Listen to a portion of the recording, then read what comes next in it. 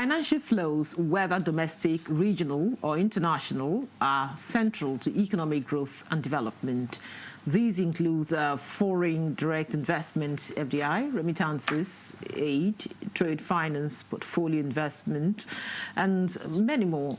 In an increasingly interconnected global economy, the direction, transparency, and efficiency of these flows significantly influence sustainable development, debt sustainability, infrastructure financing, and economic resilience. Understanding the structural barriers, risks, and opportunities shaping financial flows is critical as governments, institutions, and private investors mobilize resources for development. Among these challenges, illicit financial flows pose a particularly serious threat, especially in Africa and other developing regions. The IFFs involve illegally earned, transferred, or used funds, often linked to corruption, tax evasion, money laundering, and trade misinvoicing. On the program Nigeria Today, we will be talking about tackling illicit financial flows with two experts here in the studio. Welcome to the program. I'm Eucharia Clinton.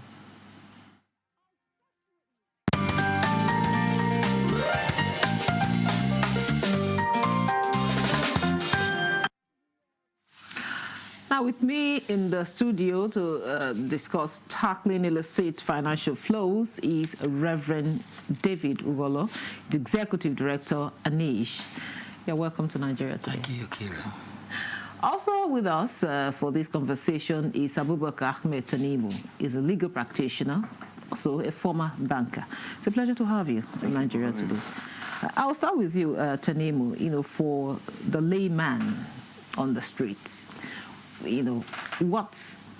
how can you explain illicit financial flows? Okay. Very, very simple. Thank you for having me once again.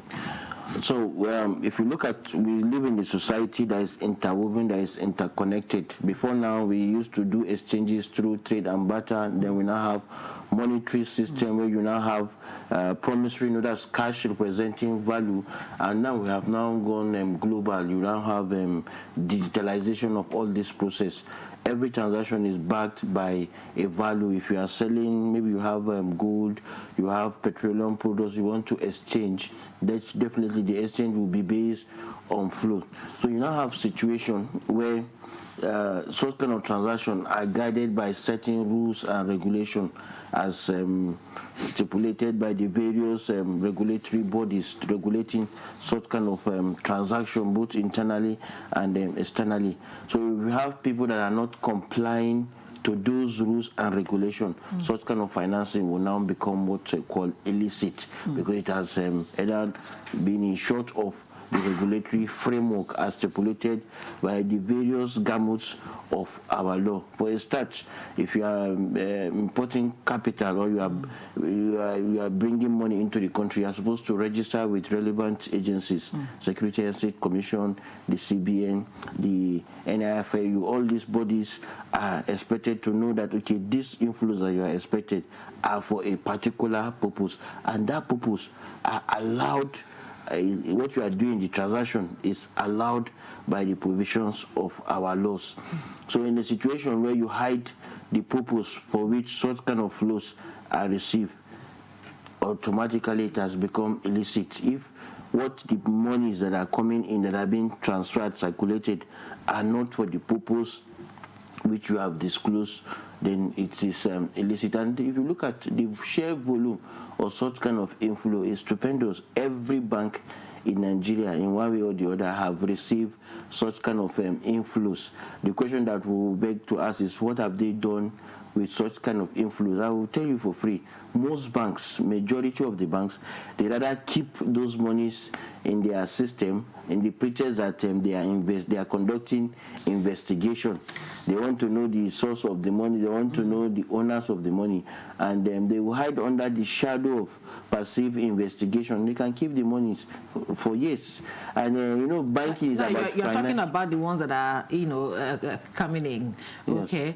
I would, of course, I'll come back to you. Let Reverend Overlord and I'll talk to us. I know he's been in the forefront of people that are, working with, the agencies that are ensuring that monies that are outside the country, illegally, that went outside the country, come back into the country. Now, talk to us. What are the key drivers of these, illicit financial flows? Well, there are three pillars of illicit financial flow. Just to add in addition that there are those that are involved in commercial trade-based profit shifting and all that. And they don't declare the right profit, and they ship it in a very legal channel out of the country. And there are those also involved in criminal acts, and we have those also involved in corruption, particularly the one that we're familiar, the illicit financial flow we are familiar in this part of the country is the ones that are mostly involved politically exposed persons, like the one like Abacha loot. That one is very popular. Is the most used word globally. We've had the Abacha 1, Abacha 2, Abacha 3, because these are recoveries that were returned back to the country. So politically exposed persons that are involved in corruptions, like he explained, they will not want to take the money through channels where it to be discovered. So they use all kind of means to cover up the source of the fund. And in that process, it become an illicit fund. And then they take it out of the country. So what are the driver?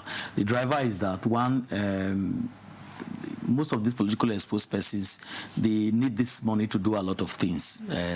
Keep it for some investment that is not for the benefit of the country. And Nigeria doesn't need the money. Nigeria needs the money, and then money that... Because you said they need this money for... yes, for their own personal, at the expense of the country. For their own selfish. Yes, so money that is supposed to be going for education, money that is supposed to be going for the health sector, money that is supposed to be going for the agricultural sector, constructions, capital projects in the country, found themselves in private banks outside the country. And then internally, you have had the former CBN governor, who has also had a number of houses, and the government has since confiscated these houses.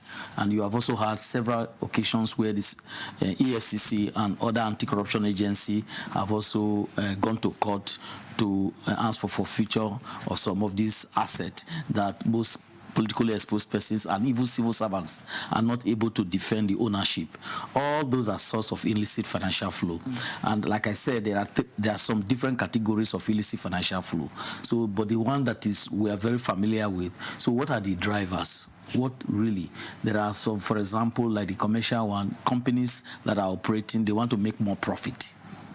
The company wants to make more profit, and as you know, at the expense of the country. And if the country tax system, for example, they try to dodge tax, evade tax, and that's so that they can make more profit for their shareholders. That could be a motivating factor. And then, if the country regulatory system is weak, for example, and they take advantage of it. For example, the Security Exchange Commission, they are supposed to be monitoring some of these banks.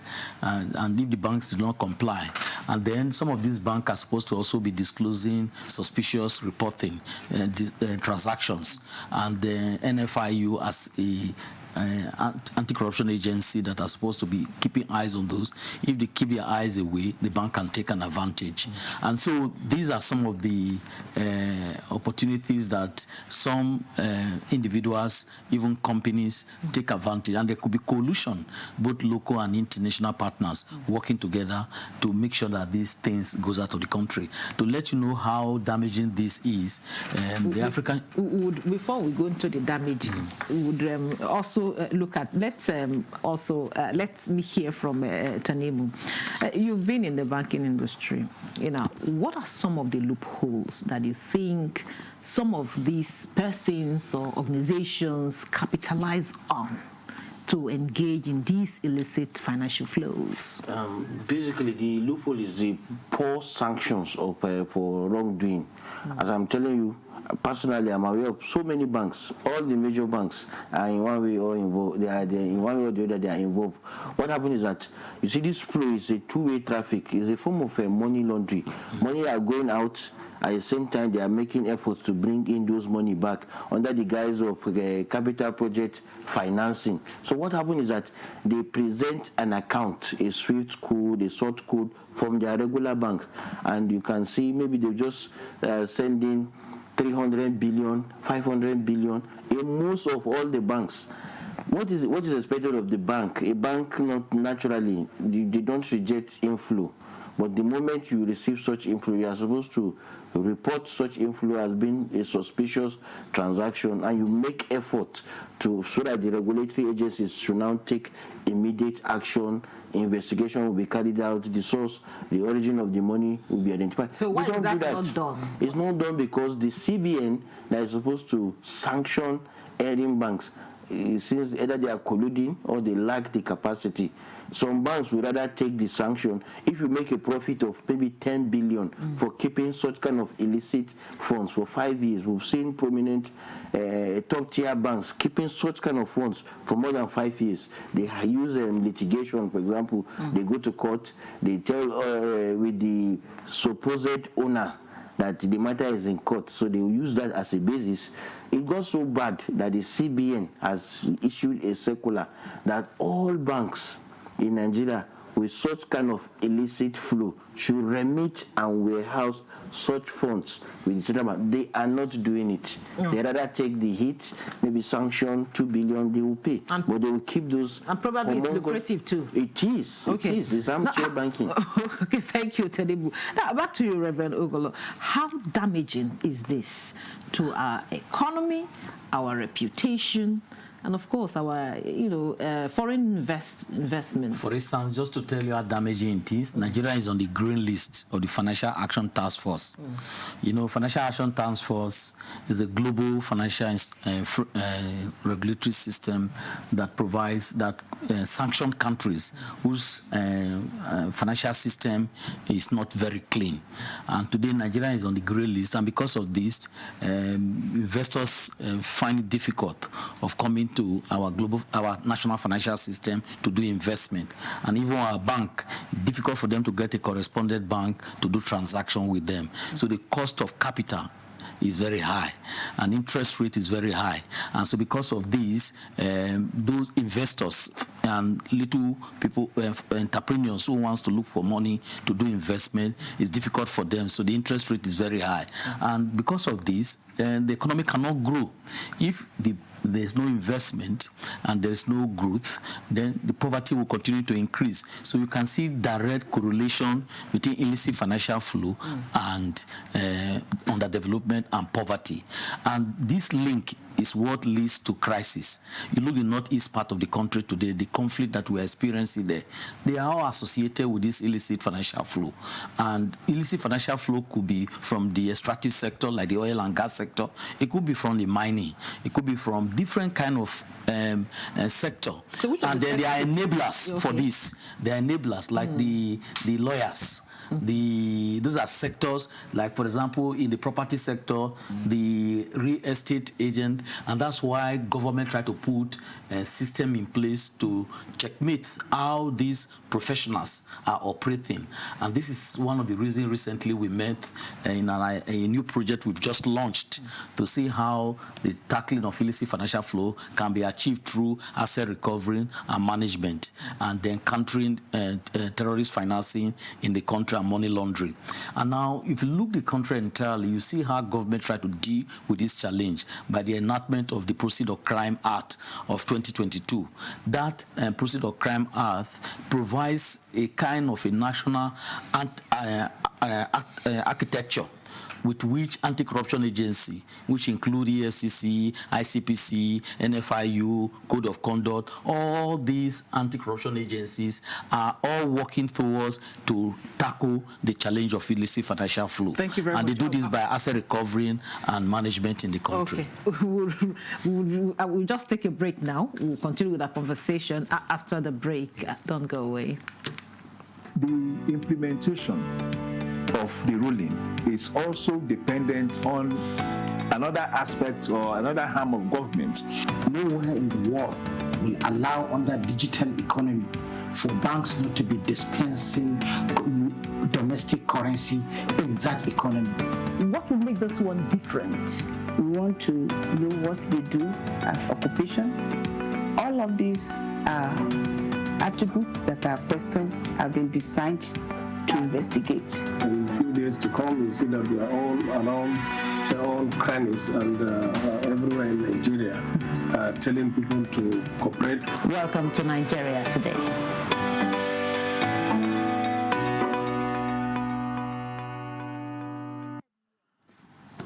Welcome back. This is still Nigeria Today, and we are looking at tackling illicit financial flows in Nigeria. And of course, I have two gentlemen here in the studio with me. Now, Tanimu, Reverend Ogola has mentioned quite a lot of damage is causing to our country as a whole. Now, talk to us. Earlier on you mentioned the regulators are not doing what they should do. Absolutely. Now, what areas do you think there are gaps and that they should feel as a matter of urgency? Yeah. I will come to this, but I want to equally add one other aspect that illicit financial flow is affecting the country negatively, which he had mentioned, is the aspect of terrorism financing. So all the major crimes you are seeing, all the agri-terrorism and banditry activity in Zamfara, in Katsina, in Maiduguri, all the kidnapping thing, where did they get their arms, their ammunition? It's through this illicit financial flow. The monies are coming in. They have access to the monies because no bank will give them such kind of money. So they have their agents, they have their sponsors. They use those channels to get those monies to perpetrate those crimes, and they equally use the same channel. And all this financial sector, the banks, they are all colluders in it. So until authority, and even the authorities are supposed to investigate, some of them too are equally in collusion. Yeah, they are corporate, because a single person cannot consummate such transactions. So having said that, the regulatory framework, if you have a situation where the CBN lacks the capacity to investigate bank, you are going on banking supervision, you are going on banking examination, and you are relying on what the banks are giving you. You don't have ways of going around the end back server. If you want to conduct a proper audit in NTA, for example, you have to adopt forensic audit. Banks are declaring billions of naira, and yet the economy is in comatose. There are no doing proper financial intermediation for businesses to generate. So it's a no-brainer that you know that the profits they are declaring is part of the proceeds of those illicit financial flow. They are all aware, they are all colluders, and then because the regulatory framework, the central bank now has not been able to sanction. We don't want to see era of people being punished because they've diverted or they've deliberately kept. Licenses should be revoked. Okay. You cannot have a top-tier bank, part of maybe the top three largest bank are equally part of all this that is happening. And then the CBN, most times, they want to sanction. You are sanctioning somebody to pay a fine of 2 billion. That same person has benefited maybe 10 billion. If you keep such money, any money you keep in any financial institution, I don't need to tell you that I have placed your monies, those inflow in any financial institution. Bank does financial intermediation. You take from the surpluses, the deposits that people deposit, the monies that has come into the bank. So imagine a bank that has received an inflow of 1 trillion naira. At least, so for now you would say maybe because the investigation have not been concluded, is an illicit inflow, and the bank will now be able to disburse facilities, loans, you give out loans that is commensurate to that amount pending when the investigation, and you see the investigation taking years, maybe 5 years. So imagine the amount the bank must have generated. So what should be done in this case? You revoke their licenses, because now CBN, I'm giving a typical example. CBN have given a clear directive that pending the outcome of your investigation, the moment you receive such kind of illicit, suspicious inflow, kindly warehouse these monies with the central bank. When you are done with your investigation, If it means the central bank now to return the money from the source, if it means the central bank to return the money to the originating country, if it is maybe the EFCC or any of the anti-graft agency in those countries, so that they can now get hold of those money and know and sanction the relevant perpetrators, because there are individuals, there are companies, they are all it's an organized crime, and no sanctions. I'm sorry to say there's no sanctions. So, Reverend Ogolo, tell us what's the way forward, because it's affecting even our reputation. The investors, the foreign investors' confidence is they're losing confidence. Yes, different stakeholders are coming up with different initiatives to tackle this challenge. And within, like I mentioned earlier on, we just launched a new project tackling the illicit financial flow through asset recovery and management, and then also country terrorist financing and all that. Now, one of the first steps is first to empower the anti-corruption agency listed in the POCA. POCA is the Proceeds of Crime Act. Is the National Financial Architecture tackling illicit financial flow in Nigeria. If you look at that law provides an enabling institutional framework for anti-corruption agencies like EFCC, ICPC, NFIU, Code of Conduct, and other institutions like NATIB, police, army, the port authority, because these are true all entry points where we can tackle the challenge of illicit financial flow. And now the Ministry of Justice have also come out with regulation for this Proceeds of Crime Act. And these regulations provides how these entities will operate.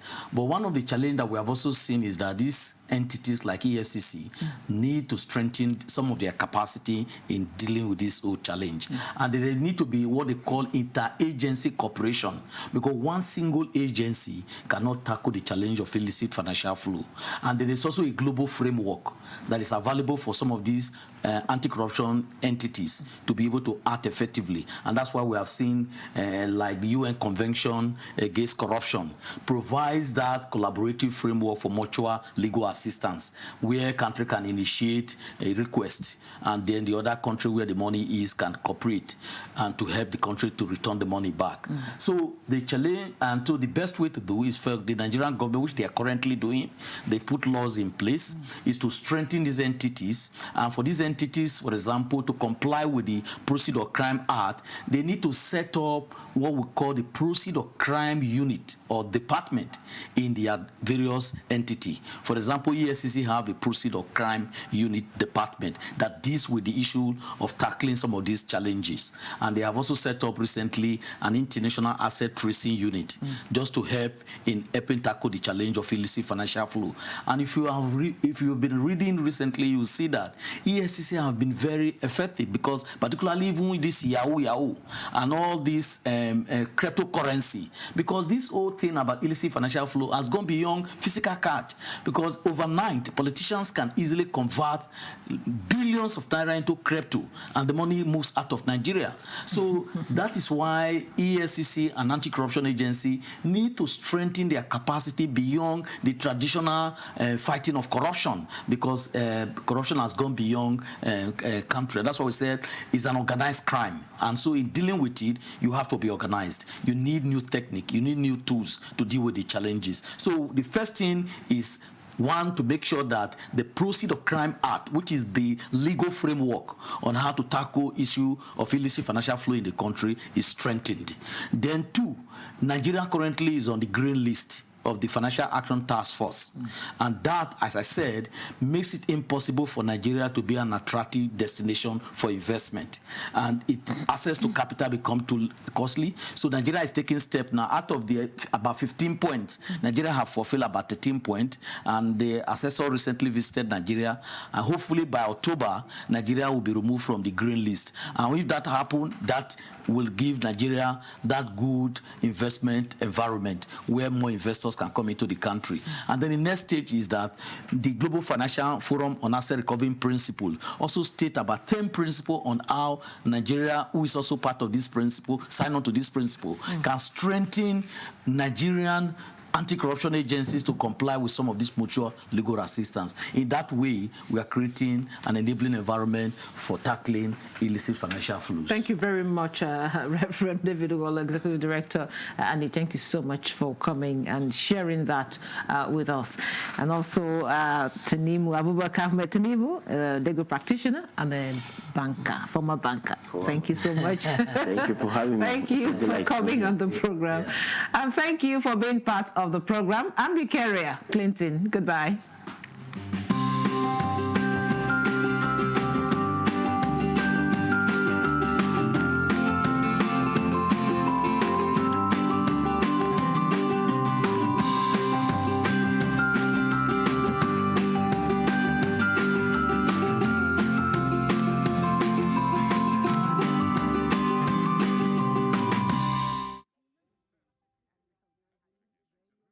Public Procurement (BPP) wishes to inform the public that the Director General BPP or any of its staff do not engage any